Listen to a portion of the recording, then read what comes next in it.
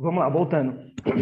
Então, se a empresa tiver todo o controle das suas operações, separar, né, o que o Weber comentou, despesa do sócio da despesa da empresa, souber, né, através principalmente do departamento financeiro, do seu financeiro, qual a sua rentabilidade.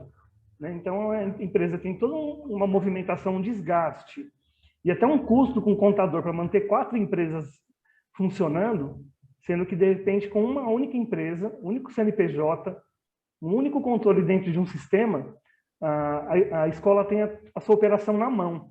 Ela saiba o quanto ela está tendo de lucro. Né? Então, é muito importante ter um olhar para isso. Né? Então, cabe a nós, contadores, assessores, estar orientando os clientes em relação a isso.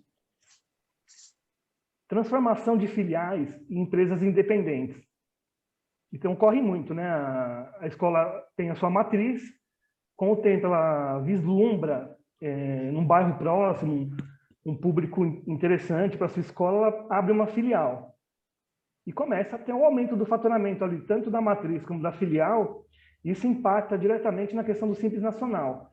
Então, o Simples Nacional vai somar o faturamento da matriz e da filial, e a cada mês vai aumentando a alíquota do Simples Nacional. Então, seria mais interessante, nesse caso, ter 2 empresas independentes, né? Porque aí cada uma vai ter seu faturamento próprio para fim de apuração da alíquota, né? Então, a tendência é que a alíquota fique mais baixa do que eu trabalhar com filiais. Tá? Esse é um ponto muito importante que nós percebemos quando nós começamos o processo de implantação nos novos clientes, que onde ocorrem essas situações, nós rapidamente tomamos ação para transformar essa filial numa outra empresa.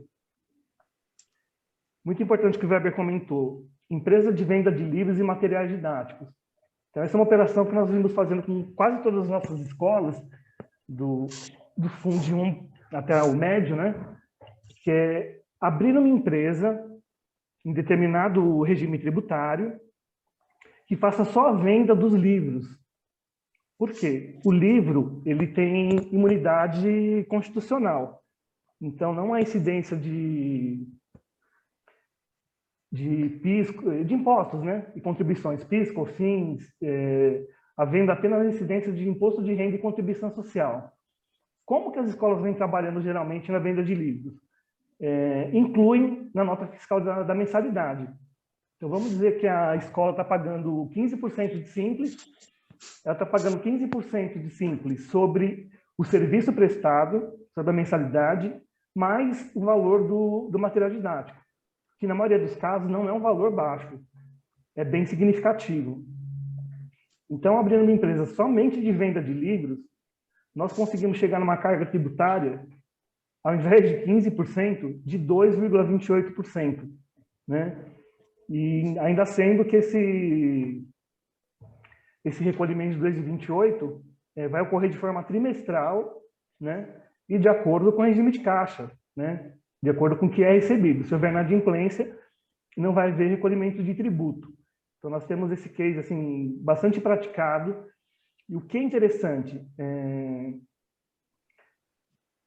toda essa receita de venda de livros, essa empresa não vai ter funcionários, ela praticamente não vai ter despesas fixas, somente o custo com a compra do livro, e todo o restante é distribuído para os sócios. Né?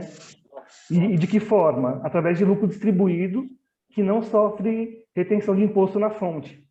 Então, uma forma de remunerar o sócio, que às vezes a rentabilidade dessa empresa de venda de livros é muito maior do que a operação de serviços educacionais.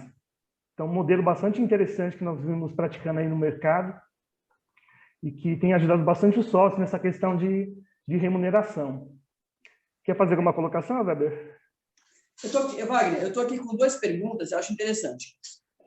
A primeira pergunta é da Marta Miranda, né? Ela viu a tabela do lucro presumido e real e ela está dizendo que o PIS e COFINS estão com o mesmo valor. Está falando que não entendeu. Você consegue explicar isso para a gente? Sim. O lucro real ele tem 2 possibilidades: regime cumulativo e regime não cumulativo. O que seria isso? As escolas estão no regime cumulativo, ou seja, ela não tem direito de crédito, de insumo, de energia elétrica, né? Então, a gente fala acumulativo, que a cada etapa da cadeia vai se aumentando o custo, né? Eu não consigo me creditar, vamos dizer assim, daquilo que eu tive de gasto no passado, né? Já no regime não cumulativo, a alíquota de PIS, por exemplo, deixa de ser 0,65 e passa a ser 1,65. A COFINS, no regime cumulativo, é 3. No regime não cumulativo, é 7,6. Então, eles majoram bastante a alíquota no não cumulativo, mas permite tomada de crédito. Então, pela legislação, as escolas estão no regime cumulativo. Então, PIS é 0,65 e a COFINS 3. Por isso, a coincidência com o lucro presumido. Tá? Uma outra pergunta aqui, Wagner, da Priscila, e ela está falando o seguinte: em uma entidade sem fins lucrativos, qual é o correto a venda de material? Como é a venda correta? O processo correto, né? Que eu acho que não diferencia muito de uma escola com fins lucrativos, né? Totalmente. Aí deveria se abrir uma inscrição estadual dentro do CNPJ da sem fins lucrativos e aí fazer as compras e vendas desse material didático de forma tranquila, de forma legal. Não é uma estratégia para sem fins abrir uma empresa à parte de venda de material didático, né? Não é o intuito dela o lucro, né? Uhum. Só fazendo uma colocação no que o Wagner falou, que acho que é muito importante. Normalmente, as escolas não têm inscrição estadual, não tem a possibilidade de venda do material no CNPJ de serviço, né? Normalmente, pode ser incluído. Mas essa operação dessa forma, ela fica ilegal. Por exemplo, se eu não tenho no meu KNAI o código para venda de materiais didáticos, eu não posso vender, né? E aí, o que muito comumente acontece? As escolas vendem o material didático pelo próprio CNPJ de serviço, o KNAI de serviço. Gente, qual é o nosso objetivo aqui? É orientar algumas operações que são feitas corriqueiramente de forma errada, né? Então, assim, o ideal para quem vende material é separar essas duas contas de forma que a Receita não consiga pegar um erro aí. Por exemplo, o que é muito comum.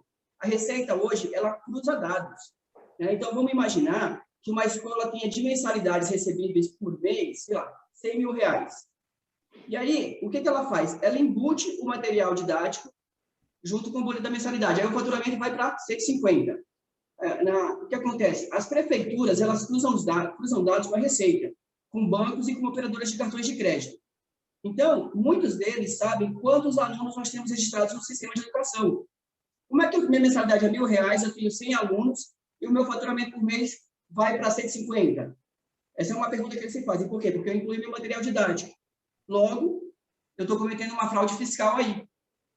Então, o que a gente tem que tomar muito cuidado e orientar todos os nossos clientes e vocês também é separar as operações, né? Principalmente para tirar benefício dessa venda de material didático, que é uma receita boa para a escola, né? Que, inclusive, o lucro, né? Você pode pedir a distribuição de lucro por lá, reduzir teu IR, mas, principalmente, se manter afastado de uma possível fiscalização e cruzamento de dados. Eu assistia muitas palestras e numa delas, eu acabei ouvindo um comentário muito, muito interessante, eu comecei a estudar isso. A Receita tem um supercomputador chamado T-Rex e tem um super software chamado Arpia. O que eles fazem? Automaticamente, eles cruzam os dados da empresa e do que cai na conta bancária, o que é vendido por cartão de crédito, uma infinidade de possibilidades aí. E o que acontece? A Receita só não fiscaliza todos porque ela não tem braço. Mas o cenário mudou. A gente está num cenário onde as fiscalizações hoje são diferentes, são digitais, né? são online. Então, possivelmente, para o ano que vem, o governo esteja montando uma estratégia para fiscalizar o máximo possível de empresas, no nosso caso aqui, escolas. Por quê? Porque eles vão precisar arrecadar ano que vem. Então, é muito importante que vocês fiquem atentos a todas essas operações, que vocês falem com seus contadores, para que vocês fiquem mais seguros. Entendeu? Para que fiquem mais seguros. Porque o risco é grande, principalmente se eu emito menos do que eu faturo, né? Porque se a Receita vai lá e me oficia, né? E ela me multa, eu vou pagar isso retroativamente. Entenderam? Eu pago retroativamente. Aí, imagina nos últimos 5 anos você pagar, emitido 50 mil, quando o teu faturamento era 100. É um risco muito grande. A gente tem que ficar muito atento a isso, né, Wagner? Sem dúvida, Weber.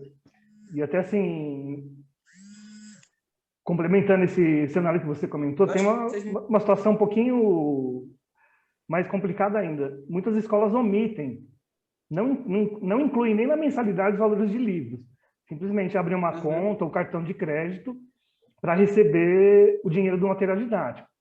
O que as prefeituras vêm pegando bastante, né? Fala, tá, você não tem uma empresa de venda de livros, não está na tua contabilidade a venda de livros, eu quero as notas fiscais de compras, e sobre essas notas de compras eu vou majorar uma margem de lucro e vou te arbitrar o ISS. Eu já peguei algumas fiscalizações nesse sentido, né? Até pelo próprio extrato do cartão de crédito, a prefeitura consegue essa informação. Então, o que nós sugerimos aí também? Regularizar, oficializar essa receita numa empresa apartada, como nós vimos conversando, e poder ter a possibilidade de tributação baixa e distribuição de lucro. Tá? Muito importante isso. Outra situação que nós sugerimos bastante para os nossos clientes é a questão da holding patrimonial ou holding familiar. Então, o que é a holding patrimonial? É transformar o patrimônio dos sócios em cotas de capital numa empresa chamada holding, né? Então, qual que é o objetivo da holding? Primeiramente, blindagem patrimonial. Então, essa holding, quando ela é constituída, o objetivo dela é que todo o patrimônio dos sócios seja protegido, né? Já é possível prever aí na abertura da holding toda a sucessão patrimonial, a questão de usos e frutos. Então, vamos pensar que o mantenedor já está com uma certa idade, preocupado com o futuro dos filhos, na questão sucessória, esses filhos já estão casados, então existe cláusulas de incomunicabilidade desse patrimônio, dessa holding, para com os cônjuges, dependendo do regime de casamento, né? O sócio vai ficar protegido com os usos e frutos, então ele faz a doação dos bens aos filhos em vida, né? Mas, ao mesmo tempo, ele se protege, que ele vai continuar usufruindo daquele patrimônio e da renda que essa empresa patrimonial vai proporcionar. Em termos de remuneração dos sócios, vai ocorrer de que forma? Locação dos imóveis dos sócios para a escola. Então, é muito comum o imóvel da escola ser do dono, e ele não é remunerado de forma alguma. E, além disso, a escola não prevê no financeiro dela, nem na contabilidade, a despesa que ela tem anualmente com isso. Então, o aluguel da escola, do dono da escola ele deveria receber isso anualmente. Então, como não é feita uma provisão para isso mensalmente ou anualmente, a holding patrimonial é o melhor caminho nesse sentido de regularizar. Então, é feita uma análise de mercado imobiliário, quanto vale o aluguel do meu prédio, né? Vou pegar 3 cotações em imobiliárias diferentes, conceituadas, e chegar nesse valor. Então, é algo também que está sendo bastante praticado no mercado aí de escolas, né? A questão da holding patrimonial, e a gente vem fazendo bastante. Caminhando para o nosso quase final de apresentação, cenário tributário para 2022. Mas o prioritário, né, gente? Já estamos no mês de junho, né? O tempo passa muito rápido, daqui a pouco nós estamos já para decidir qual regime tributário para 2022. Temos já começar a ver isso agora. Então, começa-se pelo planejamento tributário, vou adotar o melhor regime para 2022. Isso vai impactar no meu planejamento financeiro. Se eu tiver uma carga tributária menor, eu vou ter uma folga no meu financeiro, eu vou ter menos custo com tributos, né? Isso me possibilita planejamento para o ano seguinte. Com essa economia eu consigo reformar uma escola, eu consigo ter uma ação de marketing, né? Outro cuidado, adimplência fiscal. Então, nós tivemos situações aí que o fisco, em 2020 e 2021, o fisco permitiu postergação do vencimento dos tributos. Algumas escolas utilizaram desse recurso, mas lembrando que a conta vai chegar, né? Então, vão haver meses, competências, que vai duplicar o valor de impostos a pagar, né? Então, tem que ter muito cuidado também, já pensando, talvez, em parcelamento desses tributos, uma forma econômica, né, de conseguir quitar esses impostos em atraso. E para fechar, algo muito importante que a gente percebe que o contador não orienta, o sócio da empresa não percebe, é a forma de remuneração. Então, muitas escolas trabalham com prolabores altos. E qual o problema disso? Sobre o prolabore tem a incidência de 11% de INSS, né, a contribuição do sócio para com o INSS, dependendo do regime tributário, mais 20% de cota patronal, para quem está no presumido real, né, e 27,5% de imposto de renda, até 27,5%. Então, a gente percebe casos que o sócio está até aposentado e ele continua contribuindo, sendo remunerado por prolabore, pagando uma carga tributária gigantesca nessa remuneração. Então, é algo que tem que ser verificado pelo contador em conjunto com o próprio sócio, né? Tem que dar essa informação para o contador. Aí, forma de distribuição de lucro. Nós temos duas formas. Uma forma básica, né, que é o resultado contábil. Então, lucro real, presumido, simples nacional. Eu apuro minhas receitas, abato minhas despesas e chego no lucro contábil do período. O que acontece e qual o diferencial que nós enxergamos e que a maioria das escolas e dos contadores não conhecem a legislação, que é o lucro fiscal. Então, o que é o lucro fiscal? A empresa tem um resultado contábil que não lhe agrada, insuficiente, né, para remunerar os sócios, e existe essa ferramenta do lucro fiscal, que é o quê? Chega-se na receita do período, de um determinado período, vamos dizer, de janeiro a dezembro, eu vou fazer a distribuição em janeiro do ano seguinte, e o resultado contábil não foi muito favorável, eu vou pegar o faturamento daquele período, aplicar aquele percentual de presunção que eu comentei do lucro presumido, abater o valor de imposto de renda pago e chegar num lucro distribuível, né? Distribuível e isento de imposto de renda. É uma outra possibilidade de remuneração de sócio que não é muito comum o mercado conhecer e que é plenamente legal, entra dentro daquele conceito de elisão fiscal que nós comentamos no começo. Eu quis fechar a apresentação falando da distribuição de lucro, que eu acho muito importante. A gente percebe, na grande maioria das escolas, essa forma, não vou dizer irregular, mas onerosa de remunerar os sócios. Então, achei importante finalizar nossa apresentação com esse tema aqui. Aí, Weber, não sei se tem mais perguntas no chat. Não temos ainda, mas assim, nós estamos abertos a perguntas, nós estamos abertos a passar orientação caso vocês precisem, a fazer um outro evento só sobre tributário, porque a gente tentou ser o mais minucioso possível no curto espaço de tempo que tínhamos, né? Mas o que a gente quer dizer com isso? Estamos aqui. Se vocês precisarem de qualquer informação, qualquer orientação, nós podemos ir até a escola de vocês, e aí nós atendemos o Brasil inteiro, independente de local, tá? Hoje nós conseguimos ter facilidade, estamos todos vacinados, isso é muito importante, espero que todos aqui estejam vacinados já também. E a gente consegue ir até a escola de vocês, mesmo que seja em outro estado. Nós atuamos aqui em São Paulo, atendemos interior, atendemos qualquer localidade, tá? Mas o que a Educa busca, né, com essas informações? A gente quer dizer para vocês o seguinte, gente, a contabilidade ela é muito importante para a escola. Não abram mão de sentar-se com seus contadores, sentar-se e pedir informação, pedir orientação, pedir estratégia.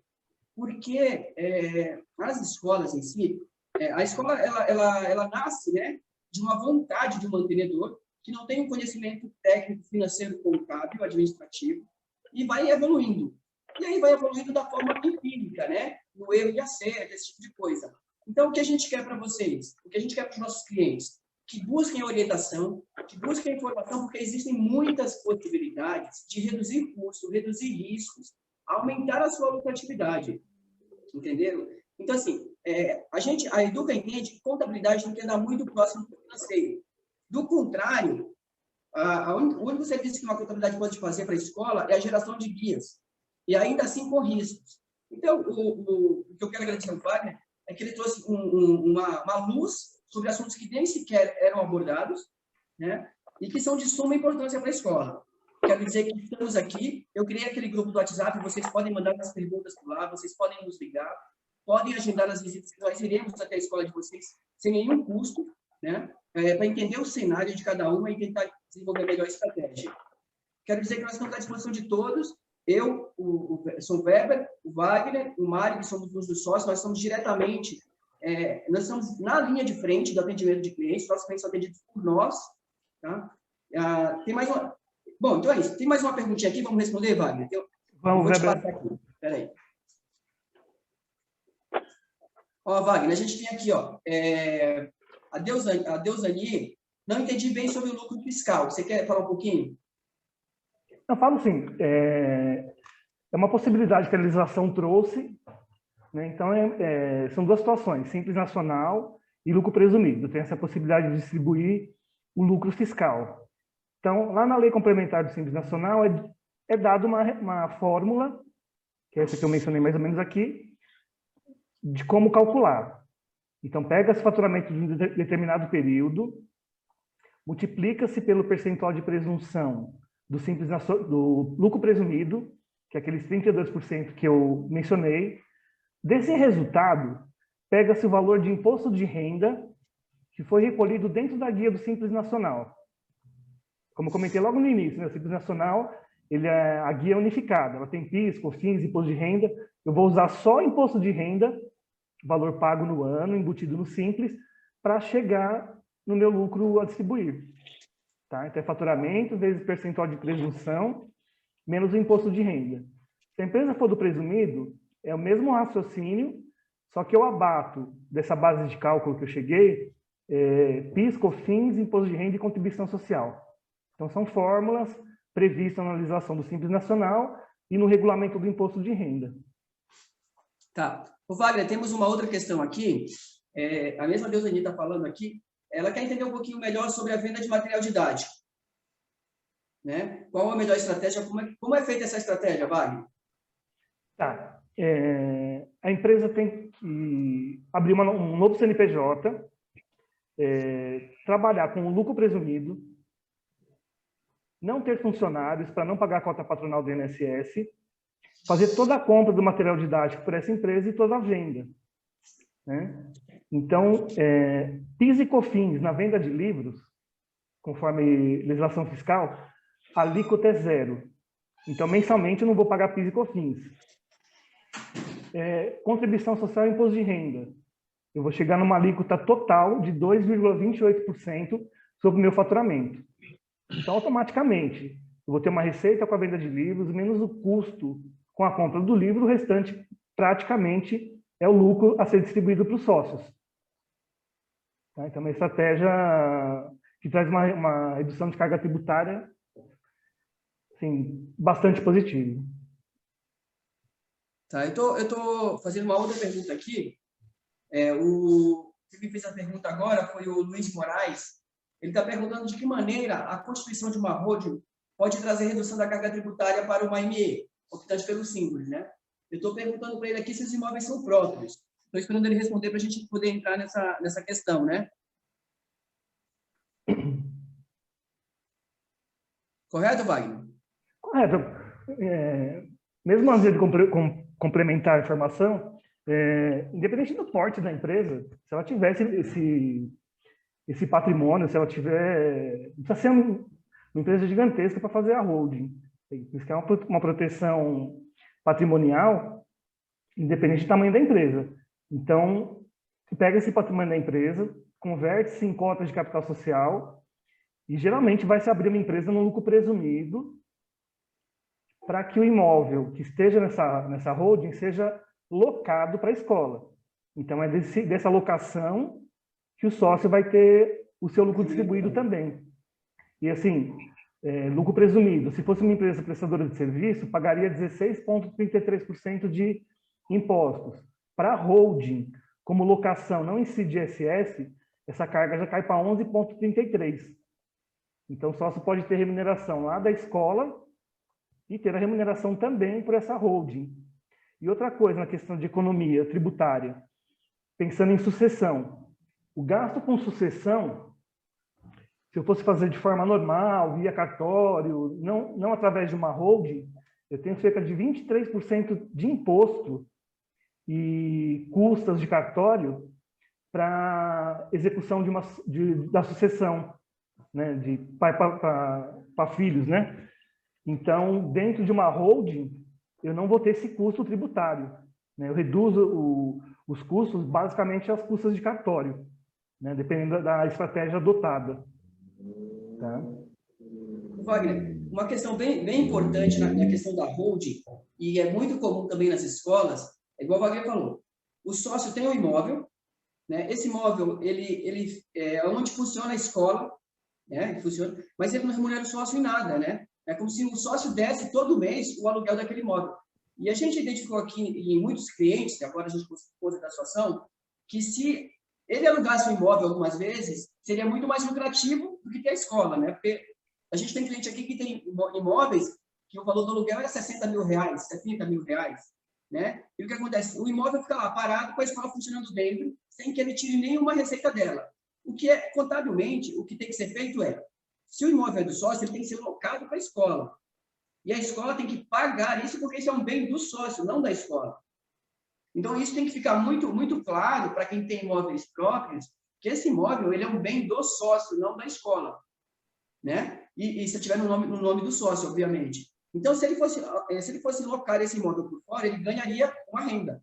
E ele tem que ganhar essa mesma renda da escola, até para que a gente consiga entender, e vocês mesmos, se a escola tem lucro ou não.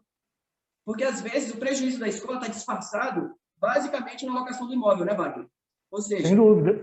Se eu fosse pagar o imóvel de 20, 30 mil reais mensais, eu estaria tendo um prejuízo de 20, 30 mil reais mensais. Aí fica maquiado o resultado da escola.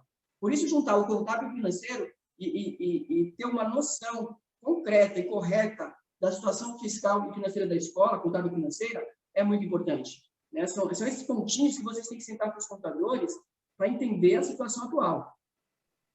Correto, Wagner? Perfeito, Weber. Perfeito.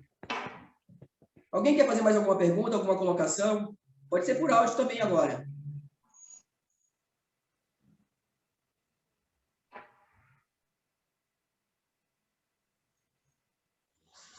Deixa eu ver aqui se a gente tem alguma coisa aqui para discutir. Acho que não, né? Oi, tem alguém falando?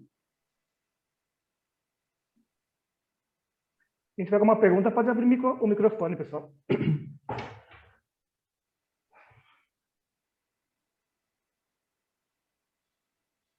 Eu acho que não vai ter mais. Tem aqui, a Deus está perguntando, ó. É pouco. A Deusani está falando que é muito assunto para pouco tempo, mas é mesmo. O que a gente quis aqui com essa live é trazer os pontos mais pertinentes para as escolas. Talvez a gente faça uma outra live semana que vem, mas eu queria dizer o seguinte, se vocês precisarem de orientação, de informação, a gente pode ir até a escola de vocês, e não há distância, né, Wagner? Não há distância. Não há distância. Vocês podem nos conectar pelo grupo do WhatsApp, que está lá, o contato está lá aberto para todos, podem ligar no privado, podem mandar no grupo, porque pode ser uma dúvida comum a todos. Ou podem nos ligar. Não, está atende todo o Brasil. Oi, desculpa, não ouvi. Oi, tudo bem? Oi. Perguntando aqui como é que é realizado, por exemplo, a gente está em Minas, né? BH, como é que seria realizado esse trabalho? Se muitas dúvidas, às vezes, ou até mesmo fiscalização, você estaria em outro estado? Sim, nós temos clientes que estão bem longe, estão mais de 500 quilômetros da gente, tá?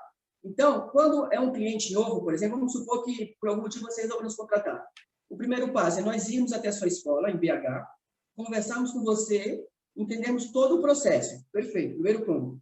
O segundo ponto é a gente desenhar a estrutura e processos de atendimento, né? Tecnicamente, nós iríamos uma vez por mês, mas todo o processo seria diário. Nós teríamos reuniões via vídeo, nós teríamos contatos diários com a nossa operação. É bem tranquilo isso, tá? Só precisa ser desenhado conforme a necessidade de cada um. Não, te perguntando isso até mesmo, porque às vezes tem homologações em sindicatos e tudo mais, e é tudo presencial. E isso, de uma certa maneira, quem vai nessas homologações é o pessoal da contabilidade mesmo. Sim. Como é que ficaria isso? Não, normalmente a gente agenda com o nosso cliente, quando ele tem rescisões a fazer, a gente agenda e nós vamos até o local, por quê? O que nós falamos para os nossos clientes? Não faça você mesmo a rescisão. Deixe que eu vou mandar meu profissional que é técnico, que vai falar também com o teu colaborador, vai explicar tecnicamente, vai dirimir qualquer possibilidade de dúvidas e fazer essa rescisão. Entendeu? Nós vamos até o local. Não tem isso. Todo processo que pode gerar algum tipo de risco para o cliente, a gente faz pessoalmente.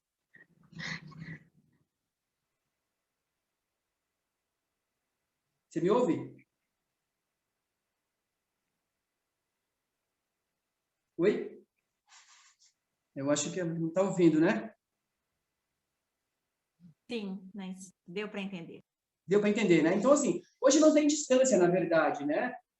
Por exemplo, você está vendo a nossa live de BH, outros clientes de outros estados, assim, não há mais a distância. Por quê? Até porque, assim, por exemplo, tudo é digitalmente. Qualquer informação que você precisa, eu tecnicamente não preciso ir até BH para te dar essa informação. Te dou por aqui e puxo a informação, busco a informação por aqui. Entendeu? É tudo muito fácil, muito ágil hoje. Outro ponto, né, Weber, que algo que vem se fazendo presente é a questão da certificação digital e assinatura digital dos documentos, né? Perfeito, bem colocado. Tem validade jurídica também, tem muitos casos, até o contrato de prestação de serviço com o aluno é feito nesse formato, né? Perfeito. Ô, Mário, você quer colocar mais alguma coisa? Quer trazer a turma alguma coisa? Tá, e no caso, como é que é o valor do serviço de vocês? Até acho que deve ser a curiosidade de todo mundo, né? Como a gente está fora, imagina que as demais escolas que estejam presentes também. Seria um preço único para cada escola, dependendo do, né? Qual que é uma média, né? Para a gente ter noção também. Não, é assim, quando eu te falei que a gente visita o cliente para entender a necessidade dele, é porque assim, a gente entende que cada cliente tem uma necessidade específica, mesmo que seja do mesmo segmento. Então, a estratégia que eu vou fazer para você, ela pode ser parecida com a outra escola, mas ela não vai ser igual, tá? Então, a gente não cobra um valor com base na pergunta. A gente cobra um valor com base na situação do cliente. Normalmente, e sendo muito honesto, nós temos o mesmo preço das outras contabilidades, não difere muito, não difere mesmo, tá? O que nos diferencia é a nossa expertise no segmento educacional.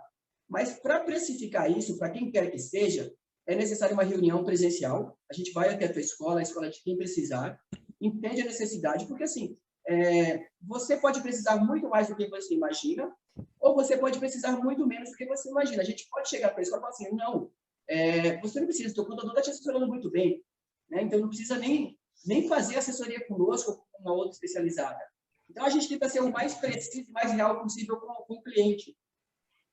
Weber, acho que é importante você mencionar também a questão do financeiro, né? Deixa eu... Vou pedir para o Mário entrar um pouquinho agora. Estão me ouvindo? Sim. Tá. Bom dia para quem eu não falei no início da live.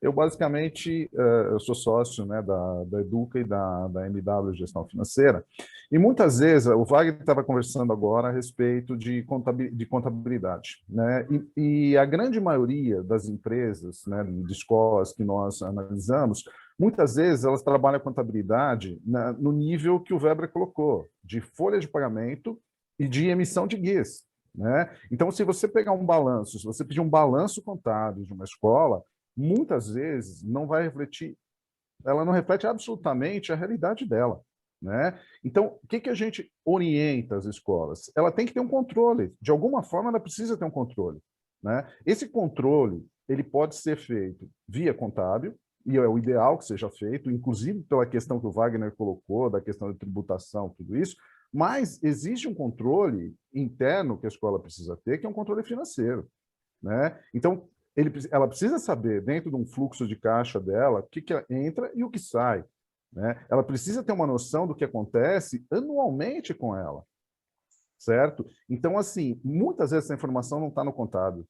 E em muitos casos também não está no financeiro. Por quê? Porque existe uma mistura de canais com relação ao princípio de identidade contábil, que é essa mistura com a pessoa física e pessoa jurídica. Então, o dono passa o cartão de crédito dele, o dono pega muitas vezes documentação como o Wagner já colocou, então, orçamentos, alguns não recibos, mas assim, propostas, isso não é documento contábil. Então, se você mandar isso para uma contabilidade, ela não vai lançar isso na contabilidade, né? Mas financeiramente é importante que você lance isso, que você tenha um controle, né? E, infelizmente, pela experiência que a gente tem em várias escolas, independente até do porte da escola, a gente vê que uma grande parte das escolas não tem essa noção. Por exemplo, essa questão do lucro e prejuízo que o Weber colocou com relação ao aluguel. Isso é muito comum, né? Nós temos escolas aí que muitas funcionavam porque havia um aporte do sócio, aporte de um parente dentro da escola. E aí começou a chamar atenção quando essa pessoa, no caso específico, a pessoa morreu. E aí ela começou a ver que a escola não dava lucro, ela empatava. Então, a gente precisa estruturar a escola, por quê? Porque a gente precisa saber, essencialmente, uma coisinha: o preço de custo do meu aluno. Se eu não souber o preço de custo do meu aluno, e quando eu falo preço de custo, não é aquele preço de custo que a gente faz a pesquisa na região, ela é um referencial. O preço de custo, eu preciso saber quanto custa o meu aluno, tá? Para saber se eu estou tendo lucro ou prejuízo com este aluno. Se eu fizer um preço para esse aluno abaixo do meu preço de custo, eu vou ter prejuízo, né? Então, esse controle é fundamental, né? Então, é esse controle contábil, que o Wagner colocou muito bem explicado, essa questão de tributação, tudo isso, mas também um controle financeiro, tá? Que vem aí dentro da nossa proposta, né, Mário? Eu tô colocando aqui, tem uma pergunta aqui: prezados, Conselho Regional de Contabilidade exige todos os contadores de emissão de balanço derem nossas explicativas. As escolas que eventualmente dispõem de contabilidade, que não cumprem essa exigência mínima, devem rever a parceria. Concordo inteiramente com isso. O problema é que, às vezes, o problema não está na contabilidade, o problema está na escola, na documentação que é enviada, né? Como que você vai ter uma contabilidade fidedigna se o dono da escola, muitas vezes, o mantenedor, não declara a receita da escola, né? Então, assim, é essa dificuldade que está se colocando. Então, assim, o correto, realmente, é que você tenha uma contabilidade fidedigna. É esse o objetivo final da coisa, né? Desde que você tenha uma declaração real da sua receita, tá? Então, vou declarar 100% da minha receita, perfeito, e vou declarar 100% das minhas despesas, ou entradas e saídas, se a gente estiver falando da questão financeira. Mas isso tem que ter um dado. Aí sim, a contabilidade passa a refletir uma questão de realidade, né? Agora, infelizmente, o que acontece? Isso a gente percebe em um grande número de instituições, né? A documentação não chega, ela não chega para o contador. E o contador deixa. Então, se você pegar um balanço, eu estou colocando isso com... se você pede um balanço para a escola e você olha o balanço, um DRE, ele não reflete, né? Ele não reflete a situação da escola. Por quê? Porque a informação não chegou, ela chegou distorcida. E aí não existe um controle nem contábil, nem um controle financeiro da instituição. Esse é o grande problema, né? O certo é isso mesmo, né? Os conselhos regionais exigem. E você faz um balanço. O contador te emite um balanço, só que esse balanço não é fidedigno.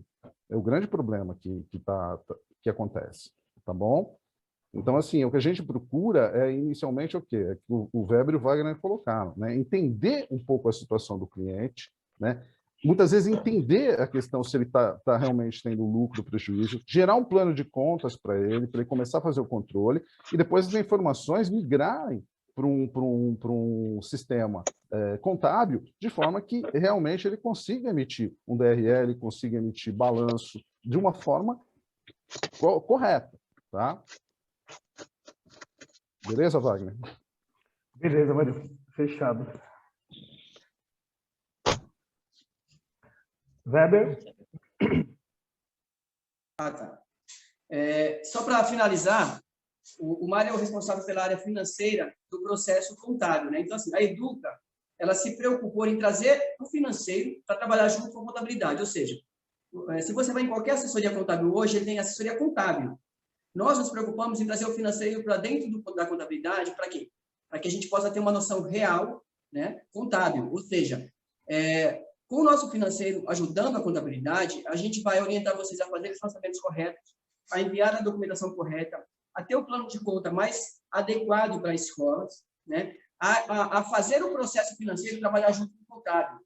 por que hoje as escolas não conseguem avaliar o DRE ou o balancete? Porque a contabilidade não reflete nada da vida dela. Nada, né? Então, o que a gente faz? Mesmo que o nosso cliente diga assim, olha, hoje eu não emito 100%, eu emito 80%, a gente faz, junto com o processo financeiro, uma forma de você entender o teu resultado real e resultado oficial. A gente vai te fazer entender, porque é o seguinte, quando você emite 80%, aí ele vai gerar a tua contabilidade, não é uma contabilidade real, ela vai ser um oficial, porque a informação não vai para o fisco, mas não é a contabilidade real.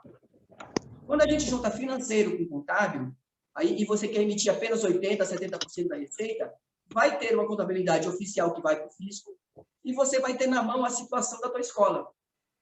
Então, são esses dois pontos que a gente, com mais de 20 anos de trabalho na área de educação, entendeu que existe a necessidade. O ideal é emitir 100%, é trabalhar totalmente dentro da legalidade. Obviamente que, conforme as escolas foram se estruturando, isso não foi possível. Como eu falei, a escola nasceu de um sonho de um mantenedor que era focado na área pedagógica e foi trabalhando na escola, a escola foi crescendo, acerto e erro, erro e acerto. Então, qual é o nosso trabalho? Juntar financeiro e contabilidade para dar uma situação real da escola. Esse é o nosso grande diferencial. E, novamente, eu falo aqui, estamos aqui à disposição, o que vocês precisarem, nos liguem, mandem as informações via WhatsApp, via e-mail, nós vamos até a escola de vocês, nós vamos desenhar um cenário junto com vocês, para poder dar uma proposta de valor para vocês, ou mesmo dizer, olha, vocês estão no caminho correto, não precisam da gente nesse momento, tá? Para que a gente possa ser bem claro. Por quê? Porque o nosso trabalho é voltado no atendimento. O nosso foco é atender bem o cliente. A nossa proposta é não ter uma carteira muito grande de clientes, porque senão eu não consigo atender.